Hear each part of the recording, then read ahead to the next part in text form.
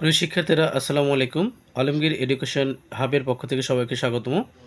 আজকে আমরা উচ্চতর গণিতের ৮.২ এর ৬ গ নম্বর প্রশ্ন নিয়ে আলোচনা করব। তোমরা যদি ভিডিওটি মনোযোগ দিয়ে দেখো, আশা করা যায় ৬ গ প্রশ্ন নিয়ে আর কোনো সমস্যা থাকবে না।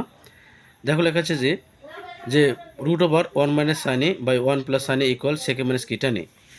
দেখো আমরা লিখব যে বামপক্ষ ইকুয়াল √1 - sin a বাই 1 + কি sin a।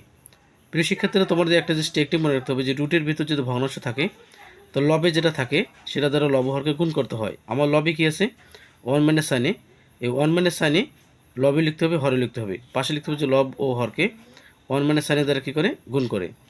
দেখো 1 - sin a 1 - sin a একটা একটা দুটো হচ্ছে, তাহলে 1 - sin a হোল স্কয়ার, আর a plus B into a minus B, তারপর 1 + sin a ইন্টু কি 1 - sin a, তাহলে কী হচ্ছে 1 - কি sin স্কয়ার। তার মানে a স্কয়ার - কি বি স্কয়ার, 1 এর পর স্কয়ার মানে 1 কে 1 প্লাস মাইনাস সাইনে সাইনে সাইন স্কয়ার এ। এখন দেখো যে 1 - sin a অল স্কয়ার থাকবে, 1 - sin স্কয়ারের সময় লেখা যায় কি cos স্কয়ার এ।